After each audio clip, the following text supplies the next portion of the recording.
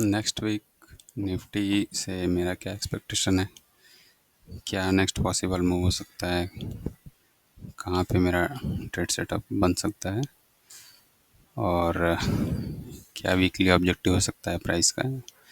इसके लिए एनालिसिस करेंगे, मंथली चार्ट से स्टार्ट करेंगे। ये हाई है दिसंबर मंथ का, ये जो रेड कैंडल है, और इस हाई को प्रीवियस मंथ यानी कि मई मंथ के कैंडल ने स्वीप किया है। और फिर इस मंथ की कैंडल फॉर्म जो हो रही है अभी, उसमें करीब 14-15 दिन बचे हैं, तो इसने भी इस कैंडल के हाई को स्वीप किया है और ऐसा लग रहा है कि डाउन साइड मूव आ रहा है। तो अगर डाउन साइड मूव आता है तो क्या टारगेट हो सकता है, प्रीवियस मंथ का लो भी हो सकता है या उसके मिड में कोई टारगेट है। तो इसको पहले इंडिकेटर के बेस पे एनालाइज करेंगे। ये रहा इंडिकेटर हमारा, मूविंग एवरेज, और ये है आरएसआई। आरएसआई में एक्सपेक्ट कर रहा था कि आरएसआई या तो शॉर्ट टर्म से या लॉन्ग टर्म से कहीं से रिजेक्शन ले, और वो रिजेक्शन दिख रहा है डाउन साइड में। तो आरएसआई में मैं सपोर्ट एक्सपेक्ट कर रहा हूँ शॉर्ट टर्म मूविंग एवरेज के आसपास, या फिर ये 40 लेवल है आरएसआई का, और सॉरी 60 लेवल है। 60 लेवल पे एक सपोर्ट लेगा और फिर यहाँ से एक अप मूवमेंट एक्सपेक्ट कर रहा हूँ मैं। प्राइस में देखें, मूविंग एवरेजेस 9 EMA को ऑन करते हैं तो प्रीवियस मंथ की कैंडल 9 EMA के ऊपर सपोर्ट ले रही है और ये प्रीवियस मंथ के हाई को स्वीप कर चुकी है। तो नीचे अगर डाउन साइड ट्रेड करती है तो यहाँ एक कॉन्फिडेंस बन रहा है इस कैंडल का लो और ये मूविंग एवरेज का सपोर्ट। तो और ये आरएसआई का सपोर्ट इस लेवल पे मैं एक्सपेक्ट कर रहा हूँ। तो ये हो गया। और थोड़ा प्राइस एक्शन अगर देखें तो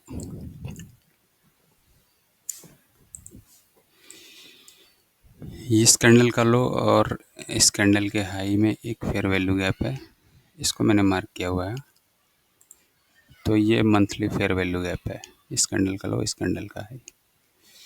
और नीचे की साइड अगर देखें तो इस कैंडल का हाई और इस कैंडल का लो, तो यहाँ एक छोटा सा फेयर वैल्यू गैप बन रहा है, तो इसका भी मैंने मार्क कर दिया है डाउन साइड में। तो इन फेयर वैल्यू गैप्स के अंदर लोअर टाइम फ्रेम में प्राइस कैसा बिहेव करता है इसको देखेंगे और इस हिसाब से बायस अपना सेट करेंगे। वीकली चार्ट पे अगर देखें तो वीकली चार्ट पे आरएसआई क्या है, पूरी तरह से बुलिश है, 60 लेवल को क्रॉस किया है और एक लोअर हाई बनाते हुए यहाँ पे सपोर्ट ले रहा है शॉर्ट टर्म मूविंग एवरेज पे। और मूविंग एवरेजेस की बात करें तो 9 EMA पे पूरी तरह से सपोर्ट 2 बार ट्राई कर चुका। प्रीवियस वीक की कैंडल ने भी इससे सपोर्ट लिया है, और जब ये प्रीवियस हाई को लिक्विडिटी यहाँ की हंट करके और डाउन साइड ट्रेड आया है, अगेन इस मूविंग एवरेज पे 9 EMA पे प्राइस क्या कर रहा है, रिजेक्शन ले रहा है, एक सपोर्ट मिल रहा है इसको। तो अगर डाउन साइड ट्रेड आता है तो ये लो टारगेट होगा, और आरएसआई अगर ब्रेक होता है डाउन साइड में तो ये मूविंग एवरेज है लॉन्ग टर्म 50 लेवल के आसपास, इस पर मैं सपोर्ट एक्सपेक्ट कर रहा हूँ। तो अभी देखते हैं कि 9 EMA सपोर्ट दे पाता है, और अगर प्राइस बाउंस करता है तो इस वीकली कैंडल का हाई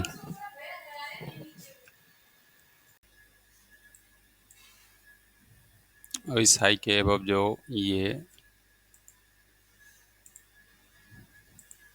फेयर वैल्यू गैप है, इसकी ग्रेडिंग करेंगे और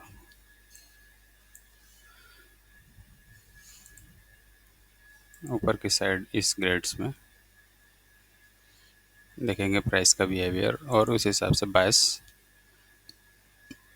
बनाने की कोशिश करेंगे कि कौन से लेवल पे सपोर्ट बनता है, कौन से लेवल पे प्राइस रेजिस्टेंस लेता है। उस हिसाब से शॉर्ट टर्म बायस और short term trading opportunity find करेंगे।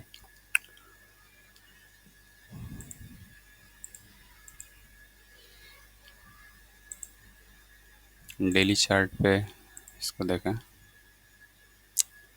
वीकली पे ये एक चीज़ अगर देखें कि डाउन साइड में क्या है, ये प्रीवियस वीक का लो इस वीक के कैंडल ने स्विप किया है, और देखा जाए तो इस कैंडल के हाई को भी स्विप किया है, और इधर से भी लिक्विडिटी हंट की है और इधर से भी लिक्विडिटी। ये जो एक ग्रीन कैंडल है बड़ी लार्ज, एक दो तीन पूरे 3 हफ्ते इसके इनसाइड ट्रेडिंग हुई है इस वीकली कैंडल के अंदर अंदर। और इस वीक की जो कैंडल बनी पहले गैप अप, ये क्लोजिंग है और ये ओपनिंग है, तो ये एक गैप अप ओपनिंग हुई, ऊपर की लिक्विडिटी को हंट किया और फिर डाउन साइड ट्रेड आया, ट्रेड आने के बाद प्रीवियस वीक के लो को भी इसने स्विप किया है। तो और अगर नीचे की साइड आए तो अगर डाउन ट्रेड आता है, डाउन ट्रेंड में प्राइस मूव करता है, तो ये एक रेड कैंडल है, इसकी ओपनिंग को मार्क करेंगे और इसको एज ऑर्डर ब्लॉक ट्रेड करूँगा मैं।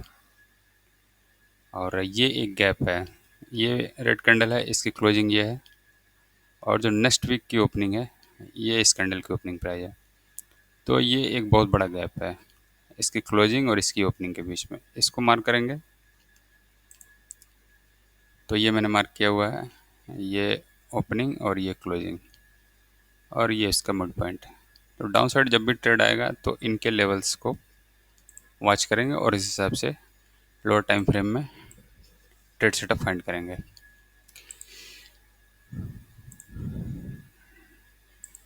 डेली चार्ट पे RSI बिल्कुल सही है, और ये नीचे आ रहा है, और मूविंग एवरेज को अगर देखें तो ये इस पे 18 EMA पे सपोर्ट ले रहा है। तो प्राइस यहाँ सपोर्ट ले रहा है, प्राइस में एक मैं रिट्रेसमेंट एक्सपेक्ट कर रहा हूँ, और रिजेक्शन इन मूविंग एवरेज के लेवल के कॉन्फ्लुएंस से, और फिर चूँकि RSI 50 लेवल के आसपास से स्विंग बना के अपसाइड ट्रेड कर रहा है, मूवमेंट दे रहा है, तो मैं एक्सपेक्ट कर रहा हूँ कि ये एक रिजेक्शन इस लेवल से फिर से लें और फिर डाउन ट्रेड आए। और इसमें एक पॉजिटिव रिवर्सल ट्रेंड लाइन बन रही है डेली चार्ट पे, ये RSI ने एक स्विंग लो बनाया है और ये RSI ने एक स्विंग लो बनाया है, तो ये लोअर लो बनाया है। प्राइस में देखें तो ये स्विंग लो यहाँ पे है और ये स्विंग लो यहाँ पे है, तो प्राइस का क्या है, हायर स्विंग लो है। तो यहाँ से एक ट्रेंड लाइन ड्रॉ कर लेंगे, वो ट्रेंड लाइन ब्रेक हो चुकी है, ये मैंने डॉटेड लाइन जो ड्रॉ की है वो ट्रेंड लाइन मैंने ड्रॉ की है, तो वो ट्रेंड लाइन ब्रेक हो चुकी है, और ब्रेक होने के बाद उसका रिट्रेसमेंट होकर रिटेस्ट होना बाकी है। तो अप साइड अगर ट्रेड मिलता है तो मैं ये गैप जो क्रिएट हुआ है, ये फ्राइडे की कैंडल, थर्सडे की और ये फ्राइडे की, तो ये इसकी क्लोजिंग और ये ओपनिंग, एक ह्यूज गैप इसमें भी है। तो हो सकता है प्राइस पहले मंडे को इस गैप में गैप को फिल करने आए और फिर यहाँ से रिजेक्शन ले और डाउन साइड ट्रेड आए, प्राइस डाउन साइड आए तो फिर इस गैप को फिल करे, ये एक बड़ा गैप है। तो मैं एक्सपेक्ट कर रहा हूँ कि इस हफ्ते प्राइस इस गैप से और इस गैप के बीच में रेंज बाउंड हो सकता है, और चूँकि ये एक बहुत बड़ा गैप है और अनफिल्ड है, अभी फिल नहीं हुआ है, तो मुझे लगता है कि प्राइस इसमें ज़्यादा टाइम स्पेंड करेगा, और मैं एक्सपेक्ट कर रहा हूँ कि प्राइस इस गैप से रिजेक्शन ले, और ऐसा भी हो सकता है कि प्राइस बहुत ज़्यादा गैप अप खुले, गैप अप खुलने के बाद इस गैप पे सपोर्ट लेने का ट्राई करे और एक अप मूवमेंट भी आए और फिर ये हाई क्या हो स्विप करे, और ऐसा भी हो सकता है कि प्राइस इस गैप के अबव ओपन हो और इस पर सपोर्ट लेने की कोशिश करे बट फेल हो जाए, फेल होने के बाद फिर इन्हीं लोस को, इस गैप के लो को रिजेक्शन की तरह यूज करे, रेजिस्टेंस की तरह, और फिर एक डाउन ट्रेड आए। तो ये लो टारगेट रहेगा, ये लो टारगेट होगा, फिर ये लो है और ये गैप है।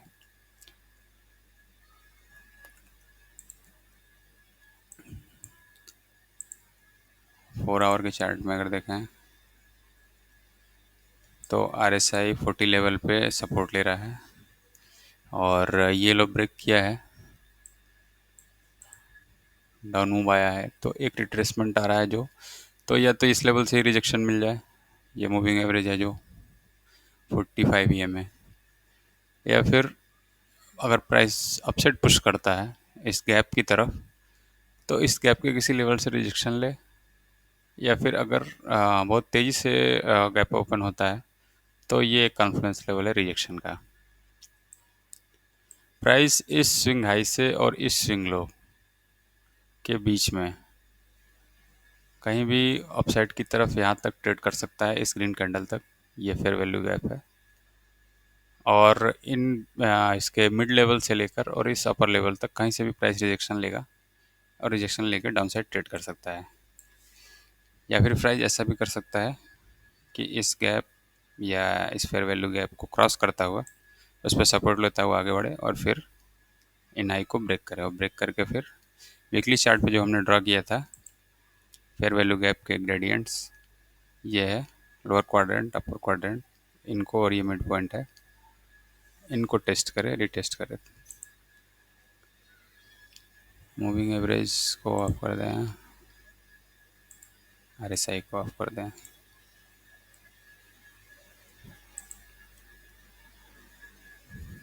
तो फिर डाउन साइड यही है, ये बड़ा गैप, ये क्लोजिंग और ये ओपनिंग, ये एक बहुत बड़ा गैप है। डाउन साइड में प्राइस मैं एक्सपेक्ट कर रहा हूँ इसमें फिल करना, और अप साइड में ये एक गैप बना है, तो इस गैप से अगर रिजेक्शन लेता है तो जल्दी मूव एक्सपेक्ट करेंगे इस गैप में। अगर इसके अबव ओपन होता है या फिर इसको सपोर्ट बनाता हुआ आगे बढ़ता है तो फिर इस जोन में कहीं प्राइस आ सकता है ट्रेड करने के लिए। ये गैप है और ये ग्रीन कैंडल है।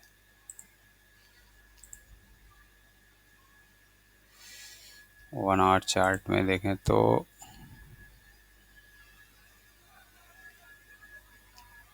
ये 9 पे सपोर्ट ले रहा है 1 आवर में, ठीक है।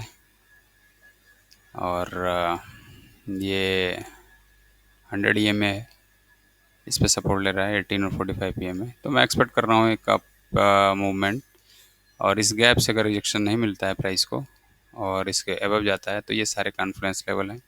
ये 1 आवर चार्ट पे फेयर वैल्यू गैप है, और RSI में भी देखें तो ये एक स्विंग हाई बनाया है जो, और यहाँ कोई अगर रिजेक्शन आता है तो यहाँ एक निगेटिव रिवर्सल फाइंड कर सकते हैं प्राइस की ओपनिंग के साथ। तो यहाँ एक trend line negative reversal trend line draw कर सकते हैं। ड्रा करने के बाद वहाँ जाके फिर उस ट्रेंड लाइन से कॉन्फ्लुएंस में एक सेल सेटअप में देख सकता हूँ। और टारगेट हमारा क्या होगा, डाउन साइड फिर वही गैप, ये एक बहुत बड़ा गैप है, इसको प्राइस फिल करने आ सकता है। और ये सारे लो हैं। ये देखा जाए तो ये एक बड़ा रेंज बाउंड है प्राइस का, ये रेंज बाउंड एरिया है यहाँ से लेके यहाँ तक का। पिछले वीक मंडे की ओपनिंग है ये, और ऐसा लगा कि इस रेंज से ब्रेकआउट मिला है प्राइस को, लेकिन ये हाई था, ये हाई मंथली हाई था इधर। तो यहाँ पे एक लिक्विडिटी थी और ऑर्डर से पेंडिंग, उन पेंडिंग ऑर्डर के साथ पेयरिंग हुई। यहाँ पे क्या थे, बाई ऑर्डर थे, ये सेल किया था जिन्होंने, उनके stop loss as a buy order यहाँ पेंडिंग थे। तो इन बाई ऑर्डर्स को किसी ने यहाँ सेल किया, सेल ऑर्डर बनाया, और सेल पोजीशन बनने के बाद उसका प्रॉफिट लेने के लिए डाउन साइड ट्रेड आया, और यहाँ पे प्रॉफिट बुकिंग हो सकती है इन पोजीशंस की। तो अभी मैं एक्सपेक्ट कर रहा हूँ कि अभी डाउन साइड इधर लिक्विडिटी है मार्केट में, और इधर गैप है एक जो कि अनफिल्ड है। तो गैप मैग्नेट की तरह काम करता है प्राइस के लिए। तो मैं एक्सपेक्ट कर रहा हूँ कि एक रिट्रेसमेंट हल्का सा और आए, प्राइस में अप मूवमेंट आए और एक रिजेक्शन मिले इस हाई और इस लो के बीच से, कहीं से भी मिड पॉइंट के एबव से कहीं से भी रिजेक्शन मिले तो मैं एक्सेल सेटअप फाइंड करूँगा लोअर टाइम फ्रेम में। पहला टारगेट ये लो होगा, ये जो लो है, फिर ये लो होगा, और फिर ये गैप के ग्रेडियंट्स होंगे। तो लेवल्स मार्क कर रखे हैं वीकली चार्ट पे, वीकली कैंडल्स के, वीकली कैंडल का हाई लो प्रीवियस कैंडल का, और ऑर्डर ब्लॉक वीकली कैंडल पे जो भी हैं प्रीवियस वीक के लो, ये ऑर्डर ब्लॉक है, इसकी ओपनिंग प्राइस मार्क करके रखेंगे। ये गैप है, ये गैप मार्क करके रखेंगे। और ये फेयर वैल्यू गैप है, बेरिश एफपीजी है ये, इसकी ग्रेडिंग करके रखेंगे। तो ये सारे लेवल मैंने मार्क कर रखा है। और प्राइस जिस जोन में ट्रेड करेगा उस जोन में उन लेवल्स को मैं हाईलाइट करता चलूँगा।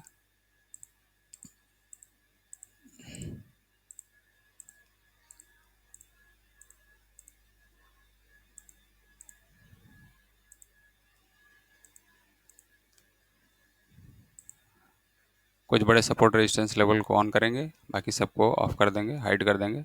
और प्राइस जिस जोन में मूव करेगा उस जोन में फिर उसको ऑन करेंगे और एक लेवल्स को आइडेंटिफाई करेंगे कि प्राइस किस लेवल पे जाके कैसा बिहेव कर सकता है। तो मंडे की ओपनिंग में एक्सपेक्ट कर रहा हूँ कि गैप अप ओपन हो, तो फिर 1 आवर चार्ट में उस गैप से या फिर जो फेयर वैल्यू गैप फाइंड किया है इस फेयर वैल्यू गैप से एक रिजेक्शन मिले और फिर मैं सेल सेटअप देखूंगा। तो पहला जो सपोर्ट लेवल होगा ये है, ये फेयर वैल्यू गैप है, ये मंथली चार्ट का। तो इसका अपर लेवल, फिर मिड लेवल और फिर डाउन लेवल। और यहाँ से अगर रिजेक्शन मिलता है या इसके मिड लेवल से कहीं प्राइस रिजेक्शन लेता है तो फिर मैं डाउन साइड की तरफ एक सेल सेटअप फिर फाइंड करूँगा।